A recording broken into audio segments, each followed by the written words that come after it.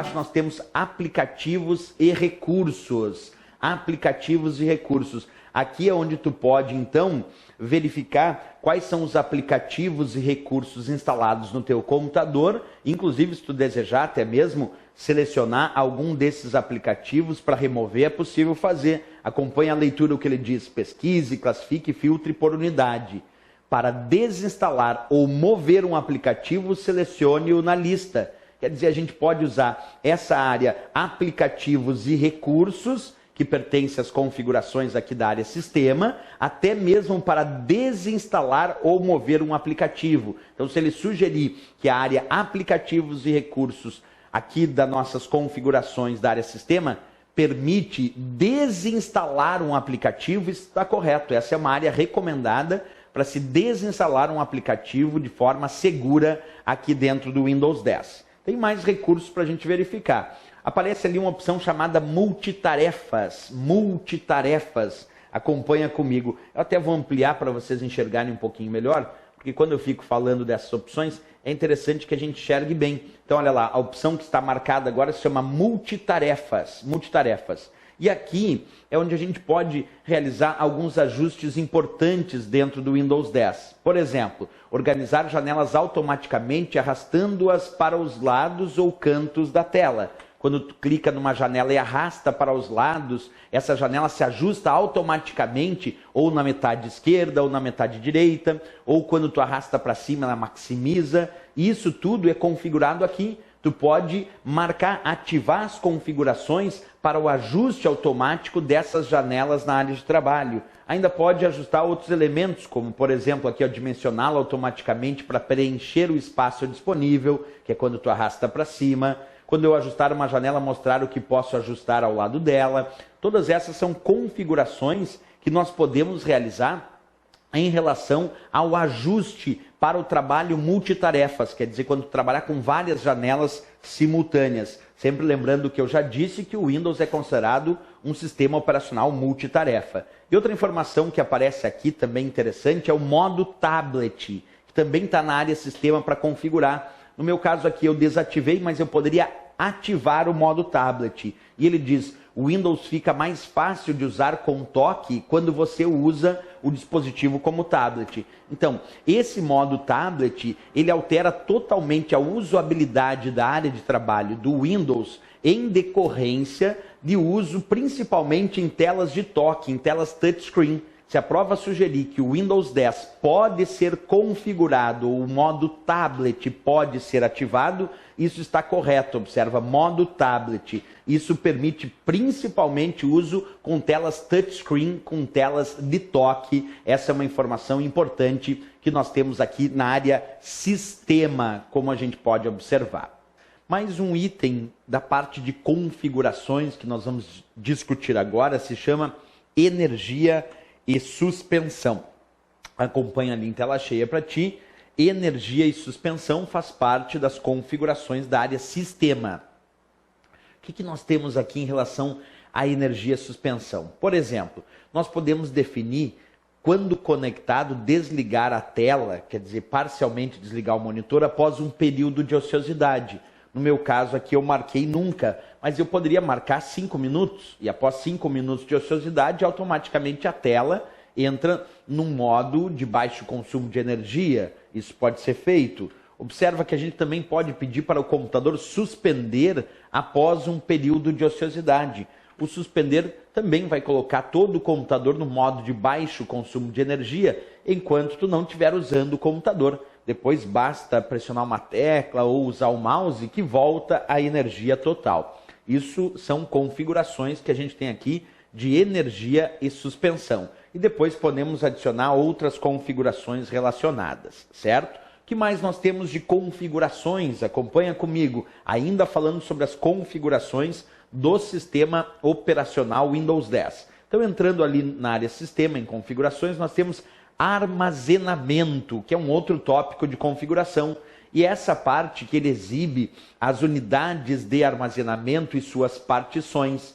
Escolha uma unidade para ver o que está ocupando de espaço. Então aqui tu pode verificar qual é o espaço utilizado daquela unidade de armazenamento e até mesmo qual é o espaço disponível, qual é o espaço livre dessa unidade de armazenamento. Também pode aqui, eu acho interessante discutir, os locais de salvamento. Nós podemos alterar aqui nessa parte de configurações de armazenamento, nós podemos alterar o local de salvamento padrão dos arquivos e dos itens. Observa o que diz ali, ó.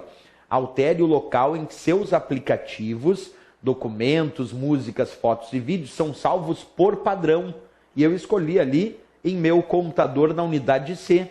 Os novos documentos eu também escolhi em meu computador na unidade C.